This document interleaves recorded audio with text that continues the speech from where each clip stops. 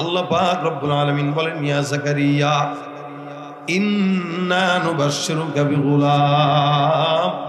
জাকারিয়া নবীকেও আল্লাহ পাক রব্বুল আলামিন নাম ধরে ডাকলেন। ইয়া দাউদ, আল্লাহ পাক দাউদ কেউ ডাকলেন। ইয়া মারইয়াম, মারইয়াম কেউ ডাকলেন।